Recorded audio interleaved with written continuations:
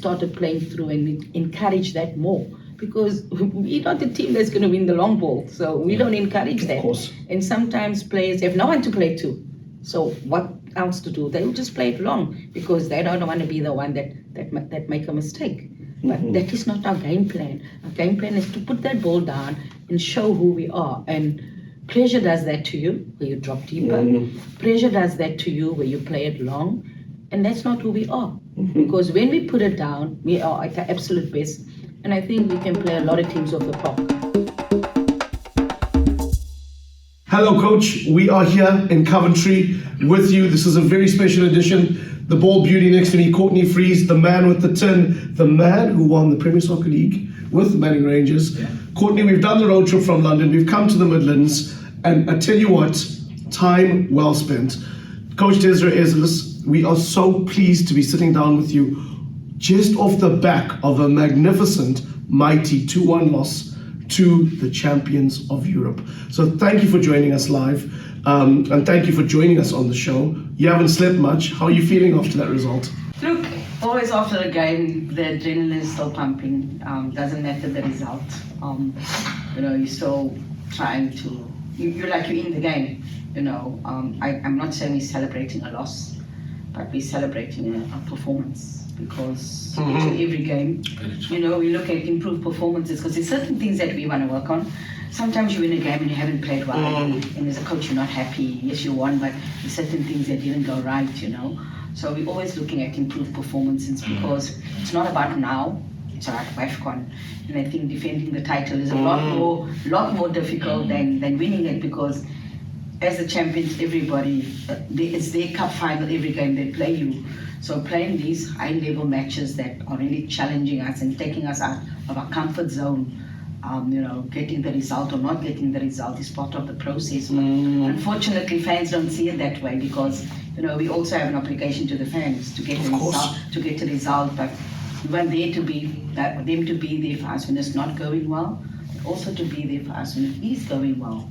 And sometimes not everyone is there, and that's how sport is. Yes. Fans want results; they hurt as much as we hurt. So it's not that we take a loss lightly, because we have to make sure that we're out there as entertainers. As our president always says, you go onto the field. Somebody comes to the match, they're unemployed, they have all these challenges, and they come there to smile, to be happy. So we're going to make them happy. So when we don't make them happy, I think we're even more disappointed than them. Because I don't think anybody goes into the field to lose or to play badly. Not at all. You're also playing against an opponent that has analyzed you, So I'm not saying we're celebrating a loss, but we're celebrating an improved performance because we have to keep improving in certain areas. So by the time WAFCON comes around, it's second nature to what, if this one does that, what do I do? And if you haven't played for 5 months, and you have one training session before the first game, it's a miracle that players absorbed all of those things. And Coach, not to cut you off in any way, but Banyana Banyana are 50th in the world, Denmark are 12th, England are 2nd.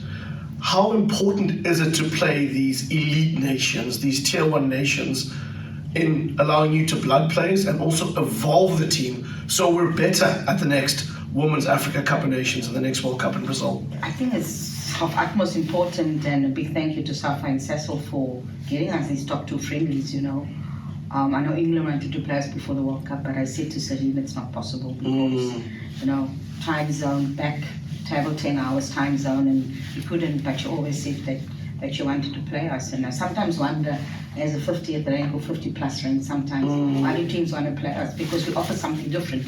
Something different in, yes, the physicality. I laugh when people say we bring in physicality, but I think we bring in dynamism, we bring in the speed, we bring in classy flavour, we bring all of that, and I think our organisation and a lot of teams struggle with that, and that's why teams want to play us, because we offer something different. So when we play these games, everybody know, all the players know that here's an opportunity for them to be challenged, for them to be tested. And some of the players were saying, but I've seen her on TV. I've seen her, and now I'm playing in the same match as her. You know, and our players don't stand back for that. I mean, nobody needs the motivation to play the number 2 country in the world. No. You know, nobody needs that. And after the Denmark game, I don't think many people gave us a chance, but we are busy. We always say we trust the process. Yes, coach. You know, we trust the process because where we want to be at our best is at WAFCON, and if we're at our best now, we're peaking too early. But as I said, sport is about results. You get judged by results, and everybody, you know, supports a winner. And but we're in a process of getting there. Yes. I mean, for the Denmark game, we were minus 6 of our top players. Yeah. For the Considering the other injuries to the squad, right? For the England game, we were still minus pretty good players, but we had a few there that could add value. Absolutely. You know, 3 of our top internationals were there. Yeah. You know. But before I bring Brother Courtney in, because he knows I can hog the ball, I looked at the starting lineup yesterday, and you only had 4 players in that starting lineup. Obviously, the stars that we know, you know, Hilda, the breadwinner, Mukhaya, of course, Thembi, the superstar, Katlana. I added superstar in there. Esana, and of course, Mutlalo, also all overseas based. But does it give you a sense of pride that there were pretty much half that team were locally South African based ladies who are playing in a league that is still semi-professional, standing up against 2 players who play for the best teams in Europe and around the world? That's got to be a sense of satisfaction that our ladies stood up to the test and they play in a semi-pro league. No, most definitely, but the ones that you're talking about, Linda, Thembi, Hilda, more them than Sina, because she's new in the team.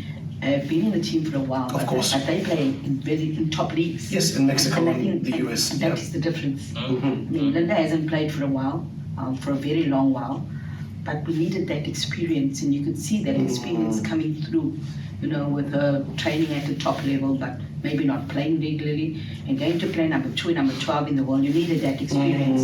So it was important that we brought that experience. The same with Andile. Hasn't played regularly at a club, but we needed that experience. We needed to get them back to a certain level, you know, and that really helps the team, because it doesn't only help the team, but it lifts everyone.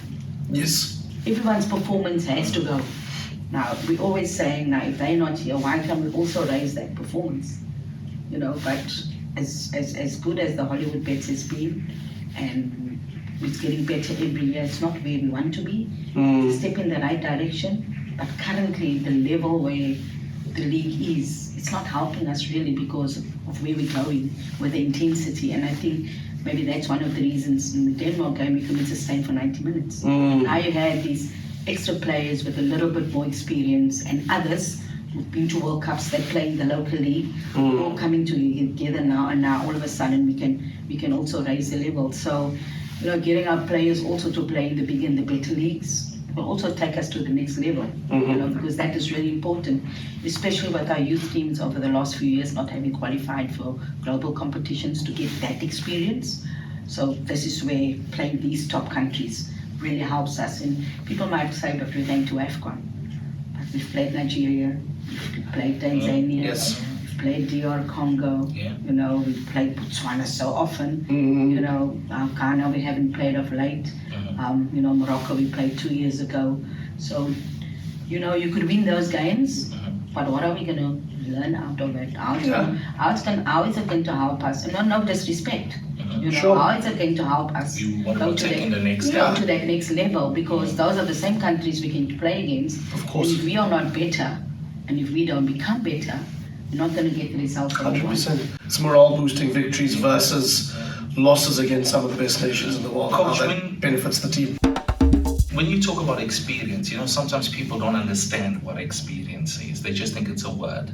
But last night I thought there was a fantastic example of experience taking control and then getting in and making a change. So just at the end of halftime, I actually saw the group get together and Thembi really talking to the girls.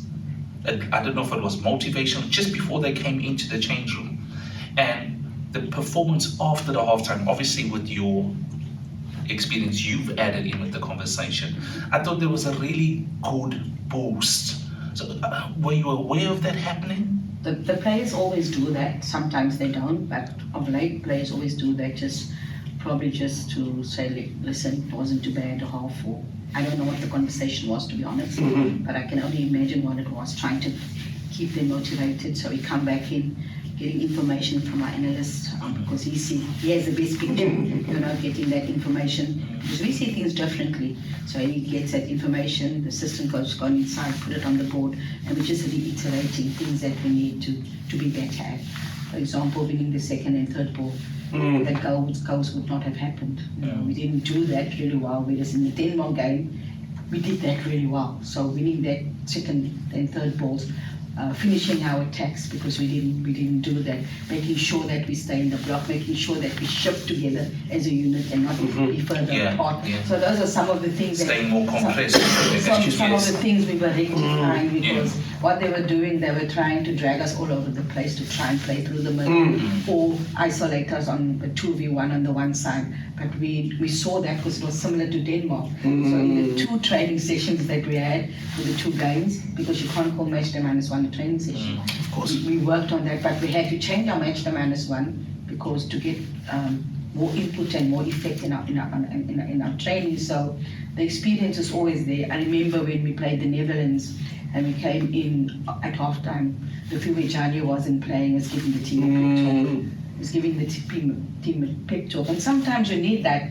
We played Kosafa and we were 2-0 down. And I'm standing outside and the assistant coach comes in and says, "Coach, are you going to give the team talk?" And I said, "Just give me a couple of minutes, because this is a different team talk." And it had nothing to do with tactics. It had everything to do with why we're here. Do you believe we can come back? If you don't, then, changing the system. First saying the one play, then changing your mind, bringing in someone else. Because we 2-0 down, got nothing to lose, and then we go 3-0 down. Actually, they miss a penalty. We go 3-0 down, but we still managed to win that game. So just that, and somebody just giving them a boost. Because even after we had our talk, they were still sitting in a little huddle talking. And the experienced players help a lot with that. Because, if Thembi is running around and pulling away, who else is not going to pull away? Yes. If Hilda's doing it, who else is not? If Banyana is doing it, because I thought our defense was magnificent. Excellent. Absolutely. If they're not doing it, who is going to do it? So we have a lot of young players in the squad too. So it's really important that those experienced players, and talking about mentoring, taking a striker, taking a striker under their wing. And because if I was a new striker coming in, I would be on Thembi's case all the time. If I was a winger, I would be on Linda's case, I would be on Linda's case all the time, to listen to their experiences and that, because it's so important that we take our players to the next level, but they've also got to play their part in wanting to go to the next level and wanting to put in that extra work, because that's what it's going to take. It's not going to be easy at WAFCON, but we have to be ready for that. And sometimes the uncomfortability that you face, gets you ready for that. And we're still going to have an uncomfortable journey, make no mistake. It's part of the process. Coach. Just hope that everybody else believes in that process, but like I say, it's results that matter. Coach, I'm not a manager. I like to believe I am. He likes to tell me not to manage my fantasy team. But yes, I agree with you. Defensively, especially second half, I thought the ladies were fantastically sound. I thought there was no real threat except for set pieces. But looking at the team, especially from the 60th minute moving forward, they made 4 immediate changes, brought their big guns on, but then you went very direct. Did you not think coming into the 70th minute you wanted to go 2 up top?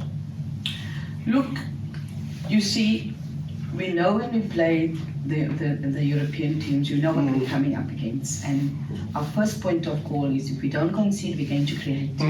So we have to make sure that we are also solid. We have to make sure of that. And you also have to think, in the 70th minute, you're bringing in someone maybe that has to take time to get into the game, because of the pace of the game and because of the situation. So you make a couple of changes to stabilize. And yes, we did think about doing this and that, but we also thought, if you bring in someone in that position, or taking someone out of a different position that's currently doing really well. So we think of all of those things, and we get information from the analysts, and we sort of bring it across to him, because he sees everything, and the information that comes back, is maybe not what we originally thought, but it was in our mind. So we listen to all of those things, because when we make a change, it's going to have an impact on the team. Absolutely. So if we are making a certain change, and they'll say, actually, we're going to become more defensive because that player is a more defensive player, Yes. etc. We just said, the plan was not to sit as deep as it is, and people think we're defensive, but pleasure does that to you. Of course it pushes it you does. back, it Yes. pushes you back. Yes. And we always say, come on, trust yourselves. We are quick enough at the back. Let's go higher up. Let's go higher up. Let's vary our press. Let's press them high, sometimes drop off. And in the dropping off, we sometimes set traps for them, because sometimes we intercepted those things. So we varied the way we played. I mean, people say we must be more attacking, right? But if you're more attacking, you forget your defensive principles almost. And Zambia's got a fantastic team. And at the World Cup, they were very attacking and lost 5-0. And maybe if they were not just focused on attacking, but also focused on the bigger picture, which is defense and attack, they might not have. Imagine us just opening up and going all out attack. You've got to have a game plan. And it's not that we're saying you're going to defend, and then after the 60th minute we're going to attack. It's not. It's just in the first half, we couldn't understand why we were playing those long balls to Thembi, because we that wasn't part of our game plan. It was 4 against 1. And it was so well read by them. They knew how it was coming, and we said once or twice when we got Thembi and Hilda away, it's because we played through. Yes. And if we can do more of that instead of just playing that long ball, okay, if they've pushed up, of course, and you're sure you can get it diagonal for Thembi to run on, Hilda to run on, then yes, but not every time. And we were doing that so often in the first half. Whereas late in the first half, we started playing through, and we encouraged that more, because we're not the team that's going to win the long ball, so we don't encourage that. Of course. And sometimes players have no one to play to. So what else to do? They will just play it long, because they don't want to be the one that make a mistake. But that is not our game plan. Our game plan is to put that ball down and show who we are. And pressure does that to you where you drop deeper. Pressure does that to you where you play it long. And that's not who we are. Because when we put it down, we are at our absolute best. And I think we can play a lot of teams off the park when we put that ball down. Movement of the ball, etc. And that's what we showed last night. It's still a work in progress. But that's what we show, that's what we're capable of. But we got to be doing a little bit more in our final third. Yes. And we speak about when we play against these top countries, it doesn't matter who we play against, and it's not arrogance in any way. We are going to create, and it was shown against last night. If you weigh up the chances, we probably created the better chances. We probably created chances. Comfortably. They did really not create, for a lack of a better word.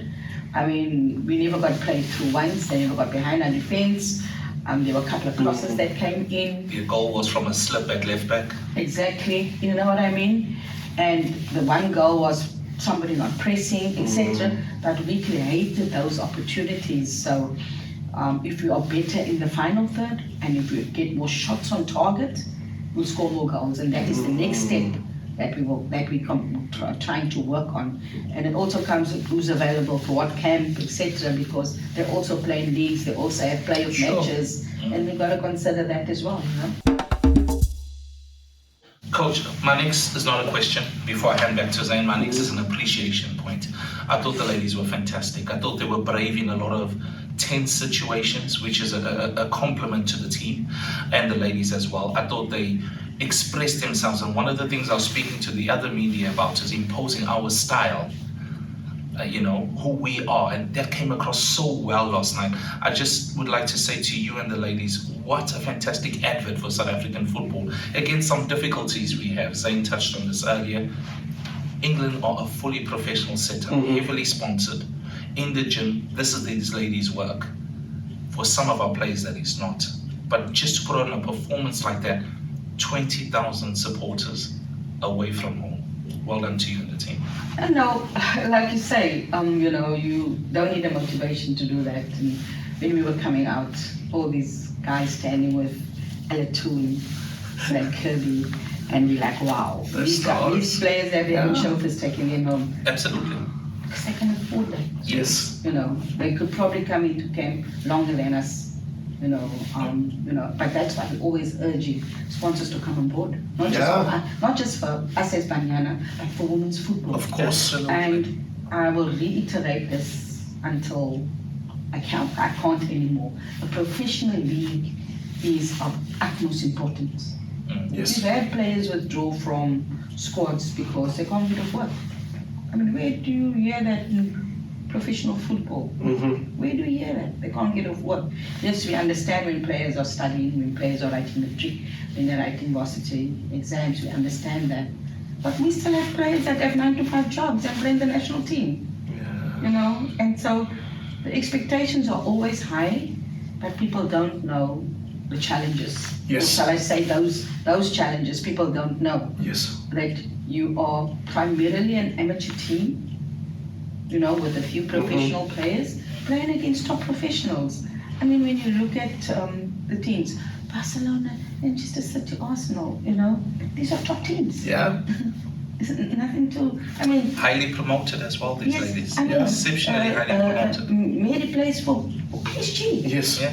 You know, so we're not just talking about any team, but we know what we're capable of. Yes. And I think our ranking doesn't do justice to who we are. But because we don't regularly play, I mean, England get on a bus and play Germany, and play Denmark. Accessibility to Europe is so quick and easy. We can't do that. You know, we can't do that. So we don't play. And when you play these top-ranked countries, if you lose by small margins, your ranking goes up. Yes. You know, when we play in a competition and we win the competition because we're the highest ranked team in that region, sometimes we lose points. Sometimes we lose points. The only team that's higher ranked than us is Nigeria. So when we draw against a team, we lose a lot of points, you know, but when we play the top teams, our ranking goes up. And it's also important for your ranking to go up, for your players to go to better leagues. Of course. Because we probably can't come to England because of the ruling there is. I think we're in the top 50 and you've got probably in the top 20, etc., etc. So our players lose out there as well. So that is a challenge, but we know what we're capable of. At the World Cup proved it, you know, WAFCON proved it. But we've got to be consistent. Yes. You know, Nigeria have been serial winners, and that's why they are who they are. You know, they've been there, they've done it year after year after year, and for us to be put in that same bracket, we've got to defend the title, which is not going to be easy, because they're going to come back and they're going to be the chasers now. We're going to be the hunted ones. You know, and we've got to be able to stand up. So these games that we are playing is preparing us for that. It's preparing us for every eventuality, because we don't know. We're going to come up against physical teams. We're going to come up against teams that put the ball on the ground. We're going to come up against teams with similar styles to this. And because we're playing all these teams that test us differently, also our lack of physicality, I thought we were well organized, even at the set pieces, even though, you know, the height of the players. And I always talk about it being organizational more than anything, because you look at Italy at the World Cup against Sweden. Yes. You know, they probably twice our height, but yet they conceded. So if we can organize ourselves better and play regularly at this level, I think we should be ready for WAFCON. Coach, we talk about superstars in the women's game and on the African continent. I think of Asisata Shwala at Nigeria. I think of Rachel Quindananji and Barbara Banda at Zambia. And here in South Africa, we have the amazing Thembi Katlana. How important is she for Banyana's continued success, defense of the AFCON? And I know last night when we asked Coach Serena about Thembi, she said that Thembi is an absolute threat. Spoke about her athleticism, but also acknowledged the intelligent lines that Thembi runs to really make defenders go in different ways. I mean, what is your perspective on Thembi, on her ability and what she means to this team? Look, I don't really like to talk about individuals because we thrive on teamwork, but she brings a lot to the team, not just that, but her energy, her experience, and came into the team as a youngster. So I think that for many players coming into the team, and now she's grown as an individual, but credit must go to Thembi as well because she's put in a lot of work. You know, off the field. If you watched Thembi in the beginning, probably very predictable, and now you don't know what Thembi's going to do. Everybody thinks she expects that ball behind, but Thembi's got the skill as well. You know, I mean, you look Good at first touch. but the skill as well can take you on. It's not just about speed. Yes. Because if you have someone as quick as you, it's got to have something else. But she brings a lot to the team, you know, with the way she raises everybody and tries to lift everybody. But I think that goes the same when Jermaine comes in. You know, Jermaine wants to win all the time. Yes. You know, when she comes in, you see the attitude of her. You see the attitude of the few Johnny. Yes. But then again, you see the attitude of somebody like Bambanani, Yes. somebody like Rebogang Ramalepe. You know, players who don't play abroad but have that same attitude, and that's why we thrive on that teamwork. Yes. You know, I think WAFCON showed we lost Thembi, and I think everybody thought, okay, that is it. Yeah. But Jermaine stood up, Hilda stood up, other players stood up. So we thrive on teamwork, that we don't rely on one individual, but one individual makes a huge difference. Of course. You know, two individuals make a huge difference. You look at the 4 players coming in, you know, but you look at the 3 experienced players in Linda, Thembi, and Hilda coming in. Yes. You would take from Denmark a very improved performance because they bring that. Everybody, when they go, everybody's got to also go there, you know. So the experience that they bring, but Thembi is great. You know, she's always looking at improving, always looking at getting better, always looking at want to test herself against the best. And the top players relish these, the players all relish these type of games. But like I said, I only speak about individuals, but you're right, you know, she was superb last night. Yeah. I've one more question. Maybe Courtney wants to pick up with a few. I know we've got to let you go, get some breakfast, some downtime. But when you look at your preparations for the Women's African Cup of Nations next year, and you look at some of the threats, I mean, Nigeria, Morocco, they're probably your biggest threats, maybe Cameroon. When you currently, where we are right now, looking ahead to what's coming, who do you think would be your biggest challenges come that tournament in Morocco? Everyone. If you look at the last FIFA windows, everyone is playing. There's no one team that's not playing. Whether they play a 2-nation or a 3-nation, you had Tanzania playing, you had Botswana playing at Kosafa, you have DR Congo playing, you have Morocco playing. You know, you have all these countries playing, and if you look at Morocco, they've probably progressed really, really well. You know, this very strong women's league in the country. Facilities as well. This last coaching. window, U23, U17, seniors all playing. While the seniors playing, you have this whole group of youngsters there watching the game. So they probably progressed more than anyone.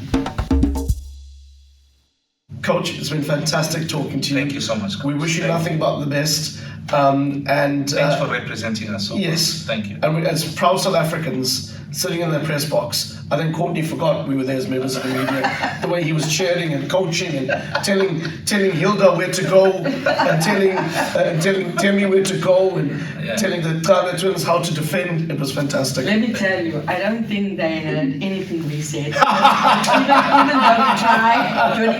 even though we tried during the game, but our analyst was fantastic.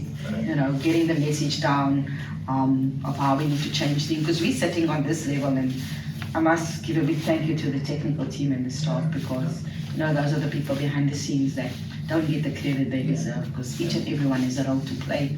I mean, even our bus drivers not here, you know, they all have a role to play. So if the team loses, I'm on the red carpet, but you've got to give credit, because I don't do it alone. Sure.